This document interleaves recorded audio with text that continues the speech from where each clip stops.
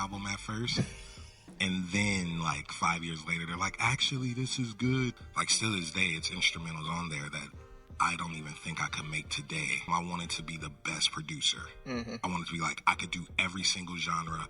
I could put string section.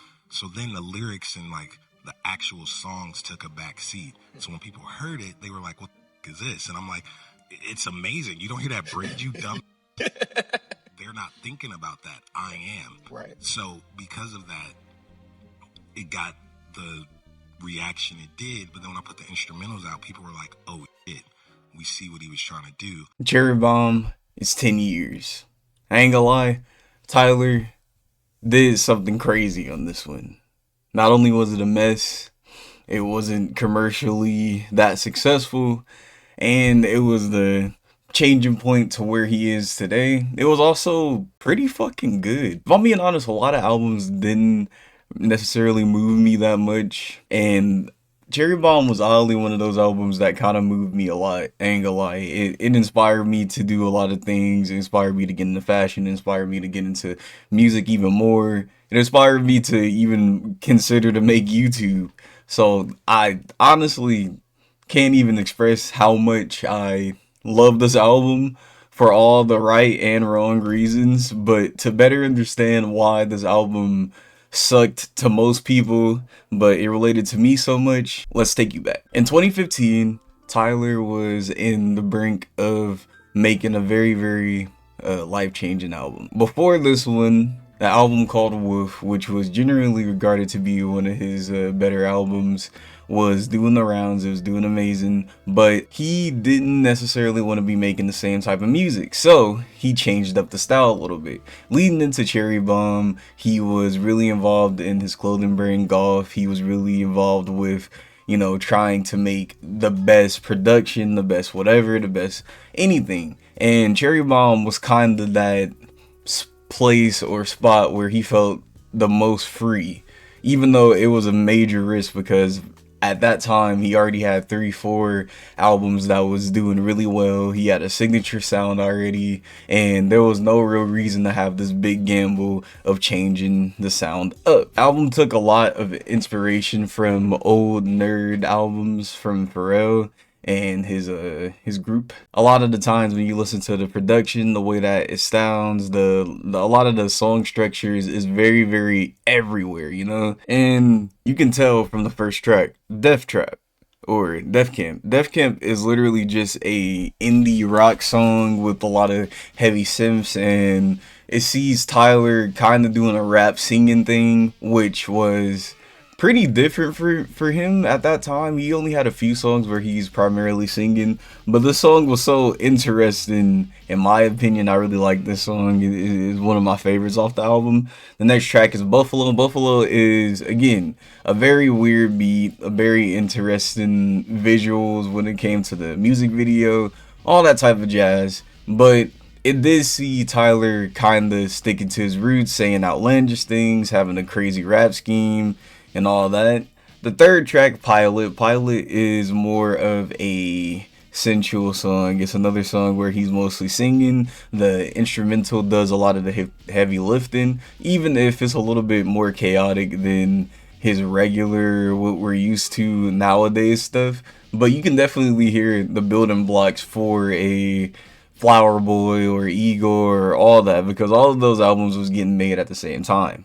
The next song is Run. Run is the most to form Tyler song, in my opinion. It's one of those songs where you just getting lit. It's super hyped up. It has a feature from Schoolboy Q, which does really good. The instrumental is really interesting on this one too.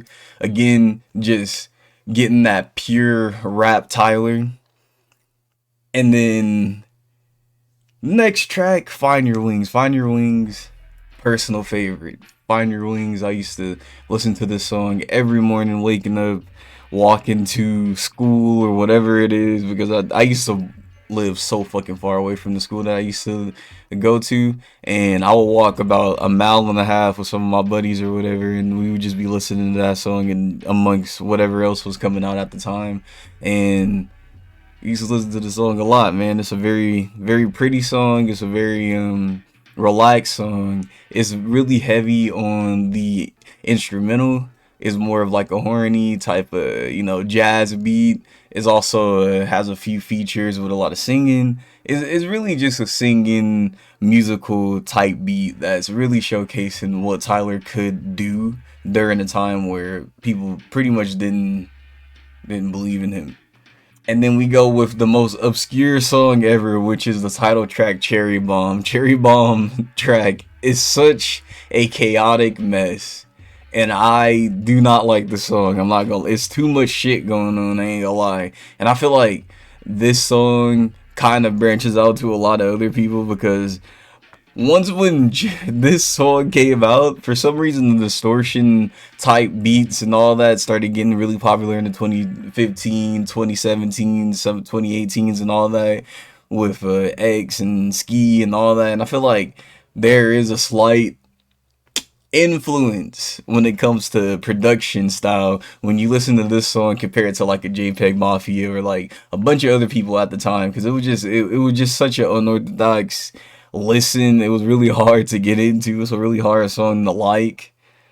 We go to Blow Your Load, which is another song that has a very jazzy, very calm, very interesting instrumental. Again, this is just the building blocks to something greater. And even though the song is very, very weird to listen to because it's essentially just talking about getting head, you know what I mean? Like no metaphors to it, no nothing. It's just singing. And yeah, that's it. Two seater. Two seater. One of my favorite songs as well. Two seater had me wanting to buy a old ass Mustang from 2003 that's a convertible for some reason and drive around with my girlfriend, just have the windows down listening to this shit. It's a very groovy track. It's a very nice track. It's very relaxed, calming.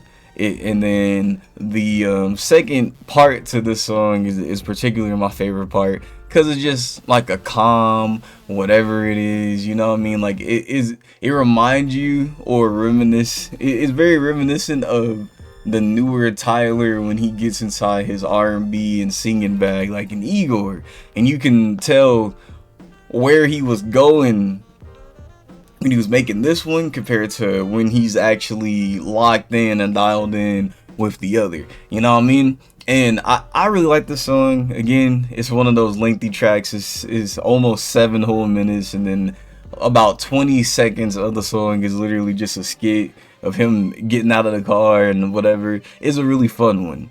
And then we have another song with a Schoolboy Q, which is The Brown Stains the Dark. That song, I ain't gonna lie, I like this one too. Not as much as the first appearance of, Schoolboy Q. I ain't gonna lie, it's not necessarily that memorable of a track to me. I know a lot of people do fuck with this track, but it's not really my thing. And then we get into a very controversial song, which is a Fucking Young and Perfect, which, again, the subject matter is a guy is falling in love with a girl that is not of age. Yeah, very. And I feel like he kind of made this song because of that whole Tyga situation back in the day. Because this was kind of the same time when he was doing all that weird shit with Kylie Jenner, but neither here nor there.